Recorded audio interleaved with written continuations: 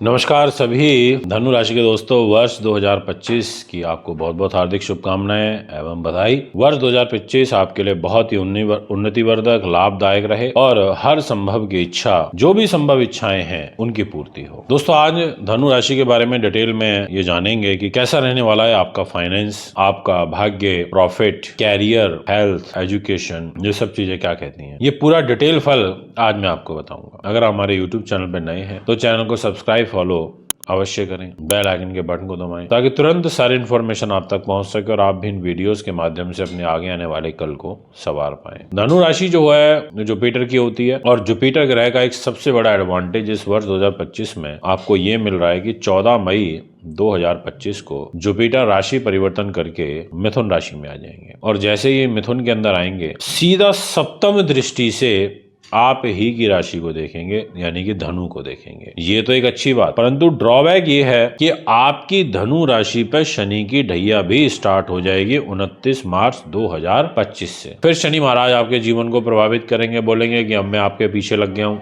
मैं आपके पीछे ढैया में लग गया हूं। तो आपको शनि के जो दान है वो अधिक से अधिक मात्रा में इस वर्ष 2025 में करते रहना चाहिए। इसके अलावा शनि ग्रह का राशि परिवर्तन होगा, वो फिर आपके सुख साधन, प्रॉपर्टी, वाहन और जमीन जायदाद के घर में गोचर करेंगे। मैं बात करता हूं इसी विषय को आगे बढ़ाते हुए। मान सम्मान की यदि मैं बात करूं तो जुपिटर के पास आता है।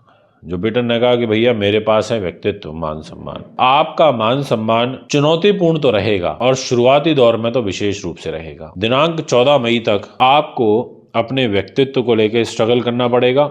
साथ में आपको रोग, चोट, शत्रु, बाधा, इन सब चीजों के दृष्टिकोण से भी चैलेंजेस फेस करने पड़ेंगे। परंतु जब 14 मई को राशि परिवर्तन होगा तो आपको ये एडवांटेज मिल जाएगा कि मान सम्मान जो है वो वापस लौटेगा। शनि की ढैया के कारण आप में आलस की प्रवृत्ति बढ़ेगी, काम टालने की प्रवृत्ति बढ़ेगी, इसलिए आलस से आपको बचना पड़ेगा और मन में थोड़ी उदासीनता भी देखने को मिलेगी 29 मार्च के बाद, क्योंकि आपके मन पर शनि बैठेंगे तो बस आपको ऐसा लगेगा कुछ नहीं है, सब बेकार है।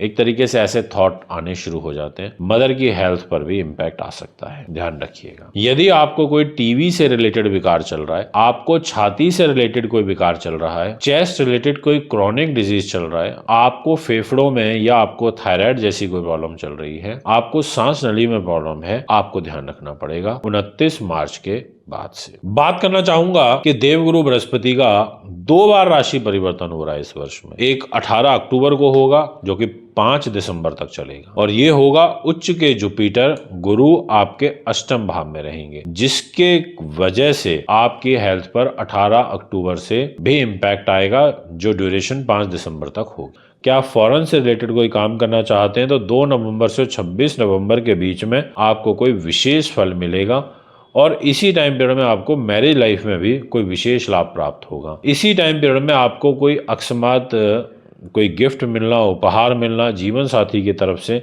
ऐसा योग भी बनेगा और आपके लिए कोई रिश्ता पक्का होना, शादी में चलने वाला कोई कलह कलेश ये दूर होना, इसका भी एक बहुत सुंदर योग बन रहा है 6 जून से 22 जून के बीच में। यानी कि जो एग्जिस्टिंग तनाव है वो दूर होंगे या इस टाइम पीरियड में कोई रिश्ता वगैरह भी हो सकता है।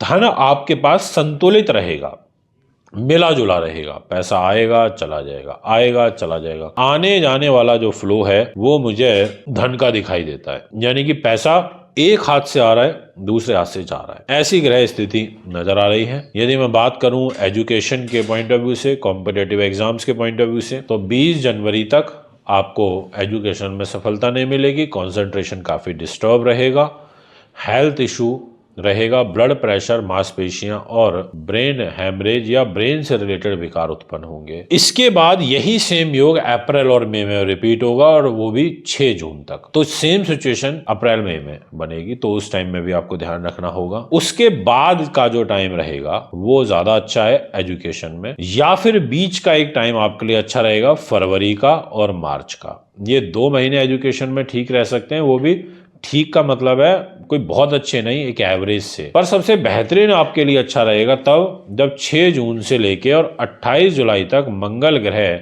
आपकी डेस्टिनी पे रहेंगे। इस टाइम पीरियड में अकस्मात कोई जॉब आपकी लग सकती है, अकस्मात आपको भाग्य के अनुरूप कोई बड़ा फल प्राप्त हो सकता है। ऐसा ग्रह गोचर मुझे यहाँ पर बनता हुआ दिखाई पड़ रहा है, जो आपके लिए काफी उपयोगी साबित होगा। बात करना चाहूंगा आपसे अब उपाय रेमेडीज के पॉइंट ऑफ व्यू से। हेल्थ को लेकर के ये कहूंगा कि 14 मई तक आपको ध्यान रखना होगा। उसके बाद ये कहूंगा कि हेल्थ में एक विशेष ध्यान रखना है 9 अक्टूबर से लेकर के और 2 नवंबर के बीच में। ये दो जो टाइम पीरियड हैं, तारीखें हैं, इनको आप जरूर नोट करके रखें। और भाग्य को आपको बिल्कुल भी आजमाना नहीं है, वो टाइम पीरियड भी आप लिख लें 16 अक्टूबर से 16 नवंबर।